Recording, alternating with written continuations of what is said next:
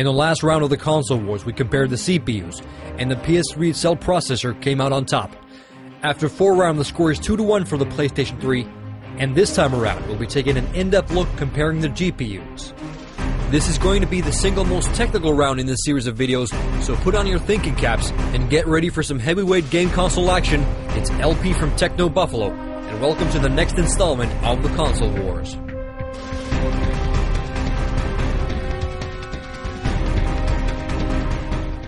The processor may be the power that drives both machines, but when it comes down to graphics, the GPU is equally as important. The graphics processing unit is essentially the piece of hardware that converts all those ones and zeros into actual gameplay graphics. And the more ones and zeros it can push, the higher the resolutions, the effects, and frame rates it can handle. Spec-wise, you can notice that the GPUs on the devices come from competing manufacturers, ATI and NVIDIA. The competition between ATI and NVIDIA has been going on since long before the current console war, but that's another story. The Exynos GPU on the Xbox 360 is of custom ATI design.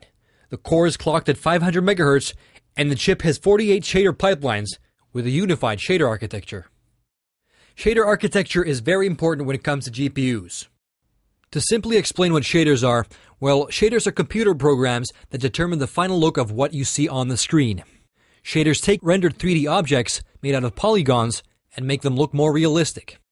So shaders turn something looking like this into this.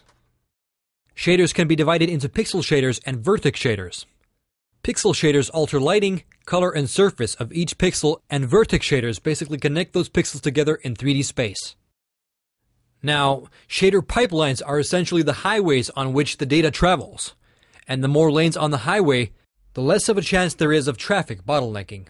So the Xbox 360 GPU has 48 pipelines that can be used for both pixel shader and vertex shader operations. The Exynos GPU on the Xbox 360 was among the first modern GPUs to use unified shader architecture. The PlayStation 3's GPU, the RSX, is also clocked at 500 MHz, but it has dedicated pipelines for different shader operations, 24 pixel shader pipelines and 8 vertex shader pipelines. So basically the Xbox 360 GPU has a bigger shader processing highway with quite a lot more lanes.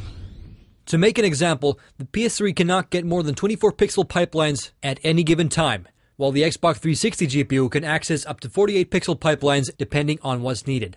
So if there's a bottleneck on the PS3 system, it can probably be located right around these parts. There are some benefits to having dedicated pipelines, but the fact that both graphics card manufacturers have now transitioned over to unified architecture tells a pretty clear story.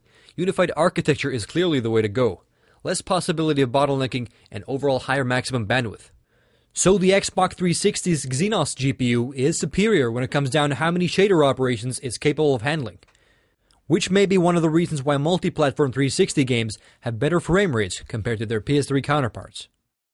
But if you guys watched the previous round where I covered CPUs, you may remember that the cell processor could handle vertex calculations, and it can actually decrease the workload of the GPU, which make this comparison even trickier. And obviously because we don't have any benchmark applications for game consoles, it's impossible to make scientific comparisons here. The Exynos chip is actually divided into 2 GPUs, the main die and the daughter die, which has 10 MB of EDRAM built in. The embedded DRAM has a self-processing memory controller which makes it possible for the Exynos chip to use anti-aliasing and alpha blending without taking a hit to the frame rate. Aliasing is essentially jaggies that occur on diagonal and curved lines. Aliasing is most prominent on lower resolutions, so the lower the resolution you have, the more anti-aliasing you will need. While 720p is considered a high definition, it's in my opinion not a high enough resolution to run without any anti-aliasing. Most of you PC guys can definitely relate. If I look at a game on my 40-inch LCD screen running at 720p without proper anti-aliasing, it's going to be quite rough around the edges. And some of you guys may know that a large amount of games on both consoles are actually running in sub-HD resolutions and upscale to 720p, which makes the need for good anti-aliasing even more necessary. For example, Halo ODST is running at 640p, and Modern Warfare 2 is actually running at a 600p resolution and upscale to 720p. Maybe come next generation of consoles, we'll see all games running at native HD resolutions, but not this time around. Anyways, if you want to see a good example of the lack of anti-aliasing, take a look at any game on the Nintendo Wii, and you'll know what I'm talking about. Okay, back to business. So thanks to the daughter die with embedded DRAM, the Xbox 360 games generally have better anti-aliasing, which I consider a significant advantage. I myself have a 40-inch screen which I look at from a fairly short distance. And when comparing the same games on the competing consoles, the graphics on the 360 stand out as cleaner and sharper because the diagonal and curved lines are cleaner and less jagged. Now, if the PS3 were running games at 1080p as it once promised, anti-aliasing would not be as necessary. But on 90% of games on the market today, the Xbox 360 counterparts have superior anti-aliasing, which I hold in very high regard. But the GPU on the PS3 has a very significant advantage, which relates directly to the cell processor. The RSX GPU has a high bandwidth interface between the cell processor and the GPU itself, so it can hand over some of the graphics processing operations, for example vertex calculations, over to the cell processor, freeing up the RSX GPU to exclusively handle other essential graphics processing tasks. Naughty Dog has done this with Uncharted 2 and been able to crunch out amazing graphics out of the PS3 with decent anti-aliasing to match. Another thing that greatly affects graphics are textures. The higher the resolution, the more high detailed textures you'll need. So if you have a game running at 1080p, you're going to need very high detailed textures to match. But straight off the bat, I'll go out to say that neither of the two consoles are capable of running games natively at 1080p with high detailed textures to match. The only games you'll see running at 1080p with a constant frame rate will be racing games and fighting games that use very simple reoccurring textures. So in my opinion, it's better to run games at 720p and have high detailed textures than to run games at 1080p with fuzzy and low-res textures. Even though the trailer for the upcoming 1080p game God of War 3 looks amazing, I have to admit that the textures look a bit soft. And I'd rather see it running at 720p with high detailed textures like Uncharted 2. To have a lot of high detail textures on the screen at once, you need to have quite a lot of fast memory that's dedicated to the GPU, and a fast access to that memory. Both consoles have an equal amount of memory, but the Xbox 360 has a unified architecture, and the PlayStation 3 has two separate sets of memory. Half of the PS3's memory is super fast XDR RAM, which gives the PS3 some speed benefits in certain situations. But in most situations, it's going to be harder to take use of two separate memories for things like textures. But when it comes down to memory, it's pretty clear that both platforms have a slight bottleneck in their hands. PC GPUs these days have 1 to 2 gigabytes of dedicated memory, and I would imagine it being quite tough to squeeze out ultra-high textures out of 512 megabytes when you have an operating system running in the background. And this is where texture streaming comes to play.